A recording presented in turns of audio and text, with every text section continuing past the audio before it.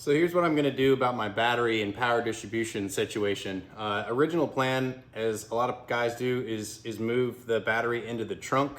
But I was a little bit concerned about that because if I end up putting my fuel cell in the trunk, then I gotta really protect the battery so I don't have the whole spark with the fuel thing. And then once you do that and move it all the way back there, you gotta run very expensive, pretty heavy, double aught, single aught wire all the way to the front. And so what I did is I went with this alternative. This is a lithium battery. This one happens to be from Antigravity batteries. I don't know if it's gonna be any good yet or not, but I'll let you know when I get a chance to try it. The real selling point of this is that it's like 5 pounds and it's the size of a small motorcycle battery. So it's super light, super small. And what that's gonna let me do instead is just mount this right back up where the stock battery is, kind of behind the front right headlight. And that'll shorten up all my cables. So the battery itself is a little more expensive. It's a good bit more expensive than a standard old battery from like AutoZone or whatever. But it's also, once you factor in running all the wires and how expensive that thick gauge wire is and everything, it's actually not too much more expensive, and it certainly is lighter. A nice thing about this battery is it's got 2 posts per anode and cathode. So you've got 2 positive and 2 negatives. And what I'm gonna do is I'm gonna run the starter directly to one of these corners of the battery. And then I'm gonna run the other corner to these bus bars. And because I've got a number of things in the car that really want good, strong connection to the battery. So the EFI wants to be connected directly to the battery. The 2 brushless fans wanna be connected directly to the battery. Fuel pumps, things like that. What having the smaller and lighter battery allows me to do is mount a couple of these big chunky bus bars, which have this big piece of metal in here, these 5/16 inch terminals, and that means that I can distribute power straight from the battery to these guys and get all my power needs. So essentially what I've got going on here is I've just got some scrap aluminum and neoprene and stuff like that, which I've just got laying around, that I'm gonna kind of make happen into a little power station. And it's gonna look kind of like this. And so now you can kind of see my genius or my insanity, one or the other. So basically all I did was take a couple of 2-inch pieces at 1/8 angle and sandwich this 3/16 plate, and then drilled and tapped into the plate to mount these bus blocks.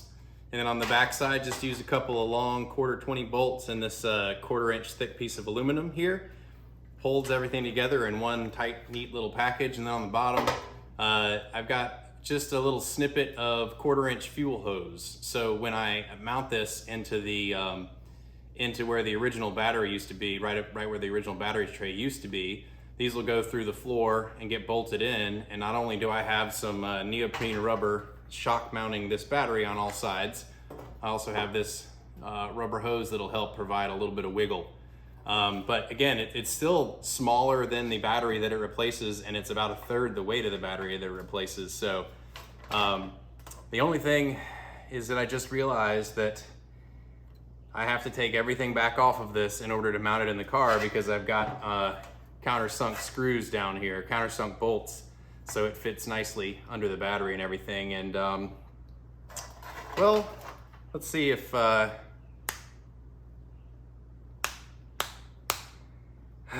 no, apparently snaps only work for assembly, so I guess I'll have to do this the old-fashioned way. In part 1 of the thrilling series on wire harnesses, we did the engine harness, and now that's kind of all taken care of. We can start working on the chassis wiring harness. This is out of the original car. This leg here is kind of the front lights, horn, etc., and it runs back, and it pretty much goes into the outboard side of this bulkhead connector right here. And over here, this side right here is more of the engine and sensor related stuff. So I'm not changing a lot of the lights or anything like that. So that first branch is going to be left largely untouched, with the exception of the fact that I'm going to get rid of this split loom corrugated crap, which apparently they only started in '73. So I guess lucky me. So this is going to get pulled off and rewrapped in the nicer stuff that looks like the Holly harness. And I'll keep the harnesses separate as much as I can. So if I want to take one out, I can, and I don't have to take the other one out. And then this is gonna get all stripped back, and there's a lot of changes I'm probably gonna end up doing with this. Number one, I need to bring a lot more things through the firewall. So sensors from the transmission and things like that, which if I have open connectors or open wires going through here, I'll just use them. A lot of these ones going through here won't be used.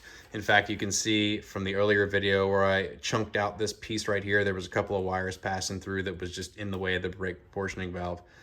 One interesting point to note is that it took me a while to figure this out, but essentially what GM did, instead of like installing an actual bus bar power distributor, they're actually using this guy right here as the distribution block for the power coming in from the alternator. This is actually the horn relay. So what GM has done is made use of the horn relay to actually bring power into the car. This red wire right here comes from the alternator, and it's connected on the horn relay to this little fusible link, which goes inside and powers the rest of the car. So I don't know, I guess just a cost savings measure, but that's probably all gonna get ripped out and redone. I'm starting to sort through the mess of wires that I got here on the car. Just a couple of points that I wanted to make updates based on what I've learned is, so that kind of cloth tape that I was using in certain areas, it seems to be pulling up, so maybe the adhesive wasn't as good. I still like it maybe for wrapping the wires together, but on the outsides of the split loom, I'm now using just some high quality electrical tape, some 3M stuff, because that seems to be sticking better. So maybe a bit of swing and a miss on that other stuff, but I have another use for it, and I'll show you in a second. This wire is essentially the bundle carrying the starter solenoid wire and the power wire coming from the starter lug up to the alternator, which will then go back in to power the car, so from the battery area. So I've got it pulled out here, and then what I've got is actually my my jack, my floor jack here is holding it out and just taped here, so it's nice and tight, so I can work on it without having wires and stuff flopping every which way. So that just make it a little bit easier. So here, these two wires pass near the passenger side header. And the header's wrapped, but it's still gonna be hot down there. And so what I'm gonna do is use some of this cheap, thin, reflective heat tape, and I'm gonna wrap it. But what I did is I went ahead and took that cloth tape, because it's got some good thickness to it, and it's got air holes in it.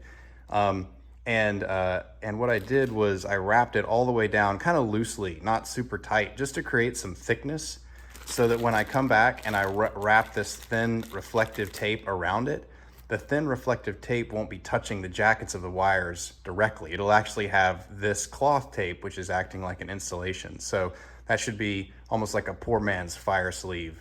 So that's what I'm gonna use this stuff for in the future. So we'll see how it works. All right, here it is all wrapped. So what I found worked best was when you have a couple of wires or a bundle, you can kind of wrap the stuff diagonally, kind of in a spiral. But then once you get down to a single wire here, it's actually narrow enough that you can cut the heat tape. I think it's 1 3/8 wide. You can cut the heat tape in half, and you can essentially just lay it down here and roll it over and get one complete circle. So that worked out all right. I'll use that a couple more times. All right, so I'm trying to get as much of the wiring done as I can before I put the front clip on the car. So it's just easier access. And the last couple of ones I have to do is down here on the transmission. So right there on the side of the right side of the transmission is the reverse lights. That'll go to the backup light circuit. But the one of real interest is right there. That blue plug right there is actually the speed sensor, an electronic speed sensor in the tail housing of the transmission.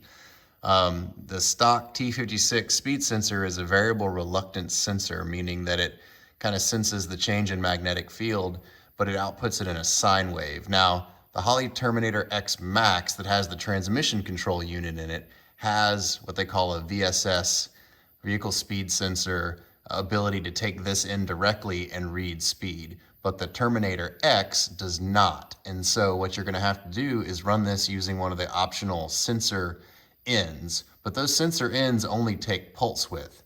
And so you have to do something to convert the kind of sine wave variable reluctor signal to the pulse width, which can then get run ganged with this wire, and it'll get run right up here, right there, and then up where I have my main firewall grommet going in. So in order to do that, I've got that thing right there. You can't really see it? Well, I'll get a little closer. It's that right there. No? let's get a little closer. It's right there. Actually, it's right here. This little thing is going to save me a lot of hassle. It's a little integrated circuit board by SIRHC Labs, and basically all you do is you solder the two variable reluctance signal wires into here, and then over here you give it a 5-volt power of ground, and then a signal out.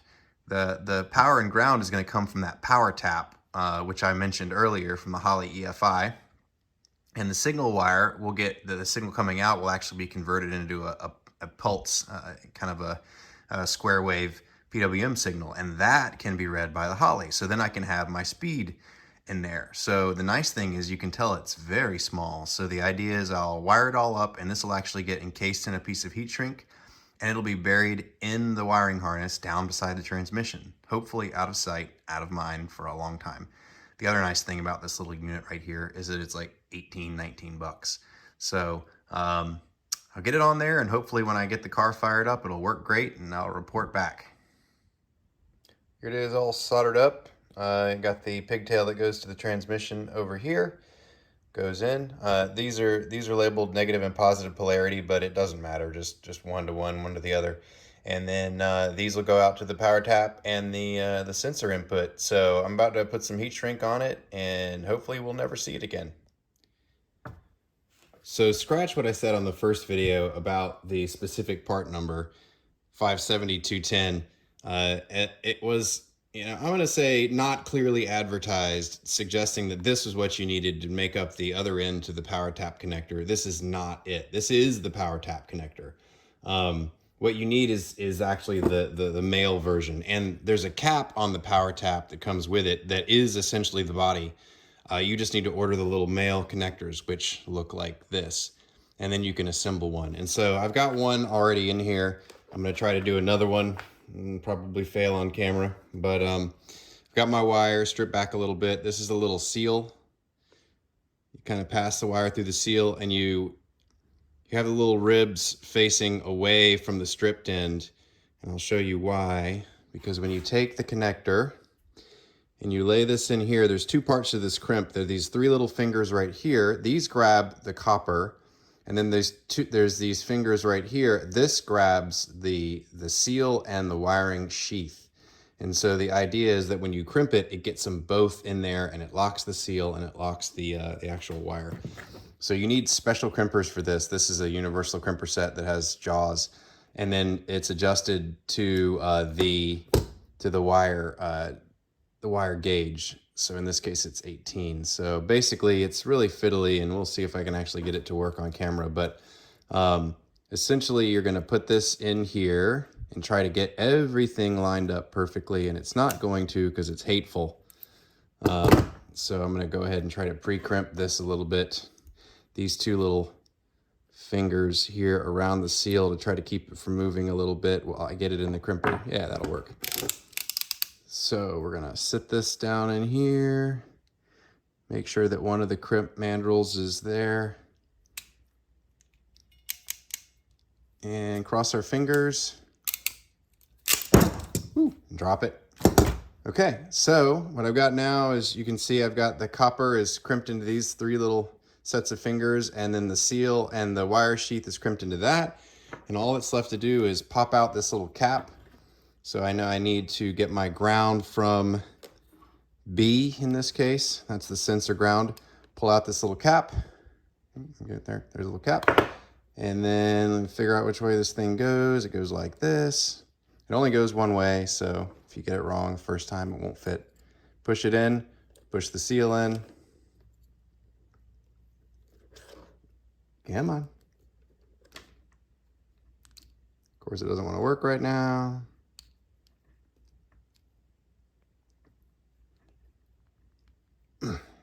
Okay. Cool. All right. Well, it's not working. Cutscene. Okay. And as you can see, with very little struggle at all, it just simply and easily slides right in there. And I didn't have to tweak anything with the needle nose or jam anything in there, anything at all. So just trust me, it worked perfectly. But regardless of my struggles or lack thereof, I now have a power tap with a place for my +5 sensor power and my sensor ground. And now that I've got the transmission connections all wired up, I had to move on to something that I really wasn't looking forward to, which is dealing with this rat's nest under the dash. As many of you probably experienced, you know, over the years, older cars just collect shoddy wiring, and people have cut it and spliced it and T-spliced it and all sorts of crap, and it was no different here.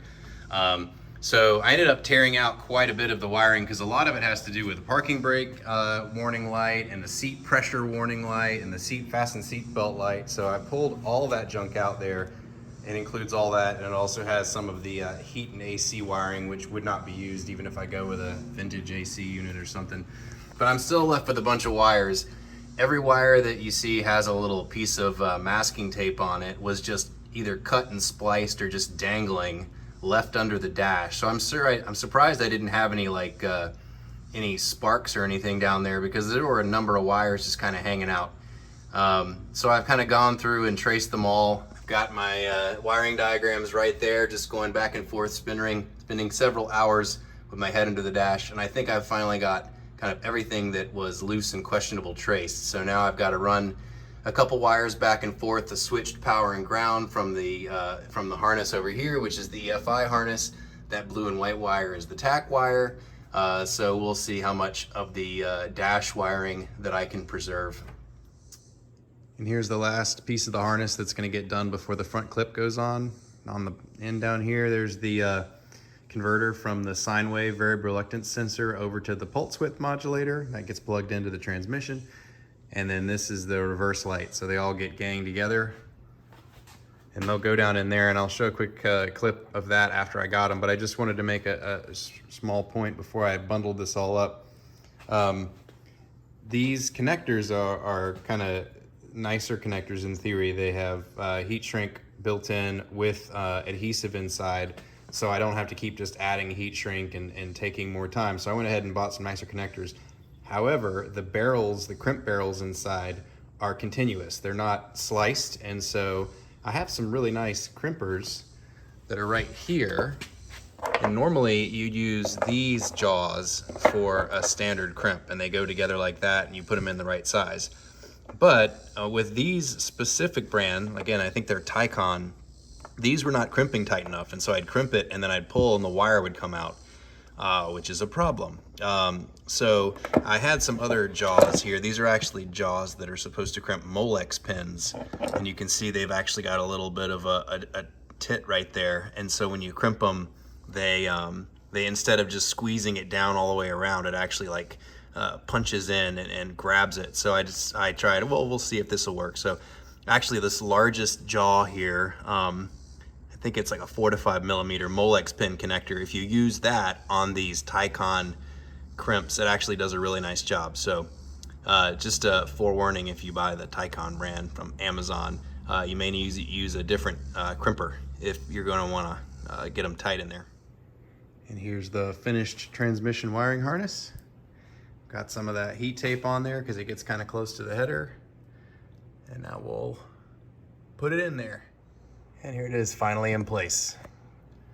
Back here we've got the speed sensor with the little integrated circuit board buried in there. You can never be able to tell it's there. It runs forward. There's the reverse light. And then there's where it goes up above the exhaust and goes up underneath the header tank before it goes in. All right, one last thing I'm gonna try to do before I put the front clip on for the wiring comes from a suggestion in the comments earlier from the Wolf Matt. He said that down here on top of this valley cover, it's going to get real hot, which is kind of an obvious statement. But he was suggesting that if I don't get some protection down here on these wires, that they would melt. So who knows if that's actually going to be the case. It may be. But while I have access to it, I went ahead and took the crossover tube off and the steam port tube off and the throttle body off, and I'm going to take some of this tape instead of kind of wrapping all the wires, which would be really rough because they're going every which way under there. I'm going to try to use the tape that I've been using, and reach way down under there and peel this back and see if I can kind of get it tacked and then kind of pull the backing off as I lay it down in there. This is going to be some form of surgery. I'm not sure if this is going to really work out. It seems like it's going to be more of an exercise in giving the intake manifold a bit of a manual enema. So we'll see. We'll see how it goes. All right, so I did kind of get it back in there. It took a little bit of doing, but they did lie down, so you can see the 3 strips back in there. Hopefully it'll help out. Can't hurt. The other thing I did while I was back up in there is on this particular manifold, the ports for where you can get the manifold pressure are way back there on the back of the belly of the manifold, which makes them really difficult to get to.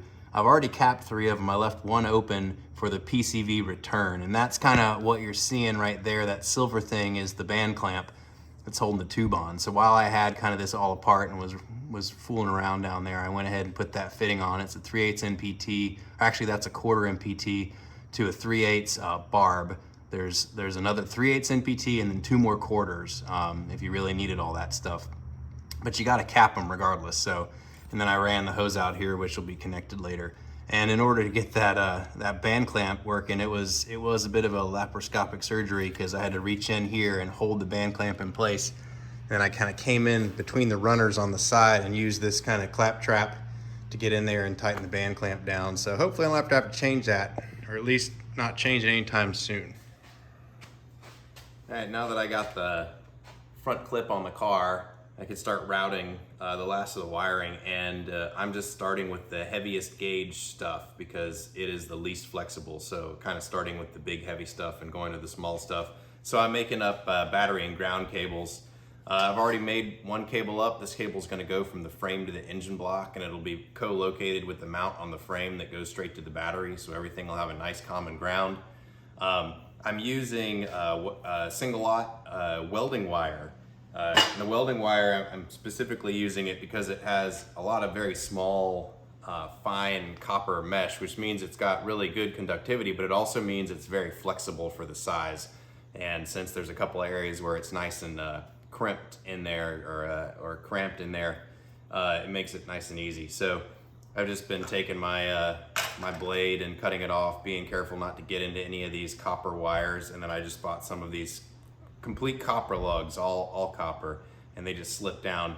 I know there's a debate on soldering versus crimping, and you know, the solder is just going to make better contact. It's going to cause better electrical conductivity, but the solder does seem to crack over time. So I've just been crimping these, and I'm using this this crimper right here. So basically all it is a little anvil, and you pop the butt of the crimp in there, and then you just take a hand sledge or something and give it a couple of good whacks, and it grabs it really nicely. And the finished component is right here, so you can kind of see it's got the place where the anvil hit it, and on the back it's got like a V that clamps it in, and it's really tight in there. I don't think that's coming out. And then you can slip some heat shrink tubing. For this wire I'm making up right here, this is actually the wire going to the starter, and it just has to run next to the headers. I do have the header wrap on there, but just for belt and suspenders, I'm gonna run some of this fire sleeve down at least a foot or so of this line, just to keep everything happy down there, and I'll use some of this extra large heat shrink to secure the end. So I'm gonna just keep on making wires, and we'll pick it back up a little bit later.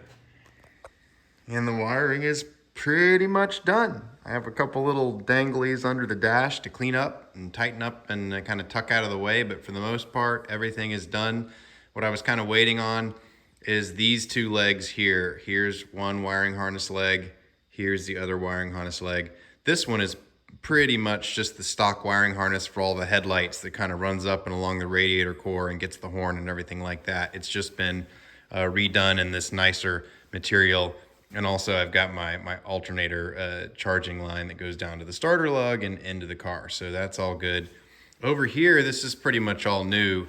This has got 2 separate powers going to the EFI coming down here. It's got power going to the fuel pump. It's got power going to the back fuel pump, the low pressure pump that pumps the fuel up to the header tank. It also has, and I'll swing around here, it has all the wiring for the fan involved in it. So the PWM wiring that's going to control the brushless fans are in there.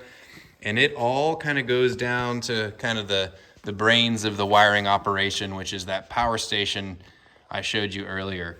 So the power station has a bunch of stuff coming to it. It's got the two 10-gauge fan wires coming in here, and it goes through those two 40 amp fuses straight into the positive bus. It's got the negatives going over here.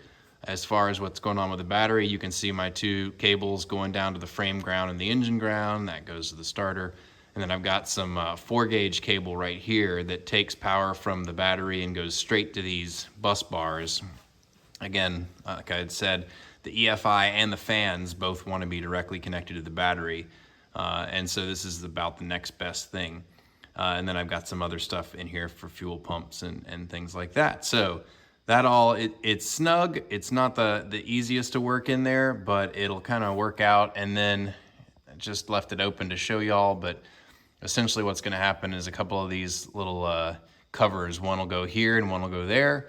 And then I'm going to save the first time I actually hook the positive wire up and turn the ignition on for later. I don't think I want to push my luck tonight. I also need to get a couple extra people here to, you know, be around the car smelling for magic smoke before I try that. But as far as I'm concerned, the wiring is basically done.